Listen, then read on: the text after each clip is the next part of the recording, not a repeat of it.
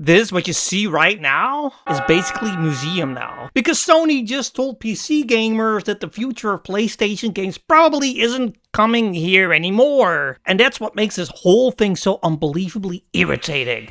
Sony spent 6 years walking into the PC market completely on their own. Nobody forced them to do this. Nobody backed them into it.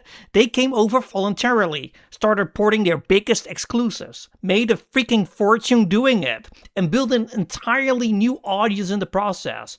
God of War, Spider-Man, Ghost of Tsushima, Ratchet & Clank, The Last of Us. They spent years telling PC players that PlayStation wanted to expand beyond the console ecosystem.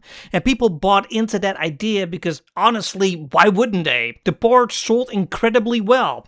Sony reportedly made over $2 billion from the PC strategy. Yeah, boy. And they even created an entire PlayStation PC division to support it long term. You know, that's not an experiment anymore. That's full-on commitment. And now, suddenly we're hearing that future single-player narrative games are going to stay locked to PlayStation hardware moving forward, which completely reverses the direction they spent years establishing. Oh, come on! So now Ghost of Yotei, Wolverine, Saros probably aren't all coming anymore, just like me. But you know what is still coming to PC? The live service projects, the multiplayer games, the endless online monetization machines that need as many wallets connected as possible just to survive. Oh man! Oh god! Oh man! Oh god! Oh man!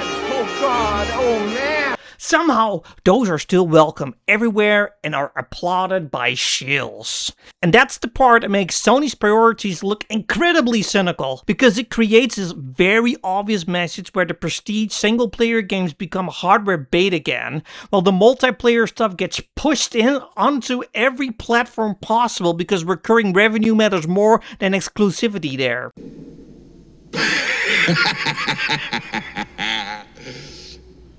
So, PC players can help fund your battle passes and cosmetic stores, but the actual premium experiences suddenly need to stay trapped behind a PS5. That's the strategy now, apparently. No, no, no, no, no, no, no! Wait!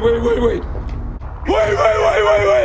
And the thing that really annoys me is Sony acting like the platform itself was the problem when so many of these PC releases had completely avoidable issues attached to them. Some of these ports launched in rough technical condition. Some arrived years after the original console release when the hype was already dead. And then Sony somehow managed to create one of the dumbest controversies imaginable by forcing PSN account requirements onto Steam users. They introduced friction constantly. What? Bro, what are you talking about, man? Then looked at slowing momentum and decided the solution was apparently to stop supporting PC players altogether instead of fixing the actual problems they created. Then there is this reported internal concern that releasing games on PC somehow damages the PlayStation brand, which might genuinely be one of the most embarrassing corporate arguments I've heard in years. Ghost of Tsushima did not magically become a worse game because somebody played it on a high-end PC. God of War didn't lose artistic value because it existed on Steam. If anything, the PC releases made these franchises bigger. More people experienced them, more people talked about them, more people bought them, and Sony still made money from every freaking sale. The idea that accessibility somehow weakens the brands just sounds like old school console arrogance that should have died a decade ago. And what makes this even harder to take seriously is Sony still pushing aggressively into live service games, after Concord completely exploded in public.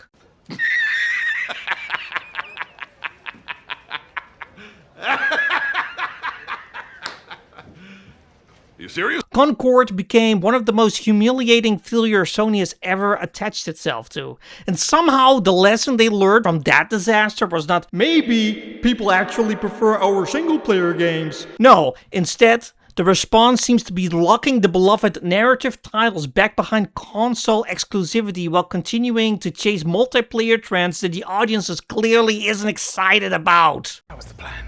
Not a great plan. Marathon still came to PC. Future online games are still coming to PC, but the cinematic story-driven experiences that built PlayStation's reputation in the first place suddenly become restricted again.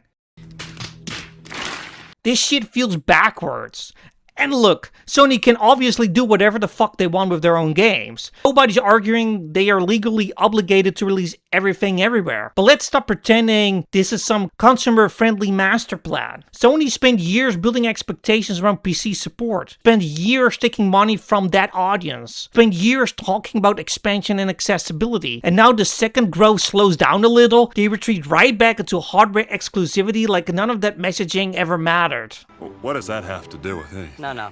He's got a point. That's why people are angry about this, me included. It's not just about missing ports, it is the feeling that Sony invited an entirely new audience into the ecosystem, benefited from it financially, then immediately pulled the ladder back up the moment they stopped seeing infinite growth. Thanks for the money, dummies. And replacing those games with live service leftovers somehow makes the whole thing feel even more insulting.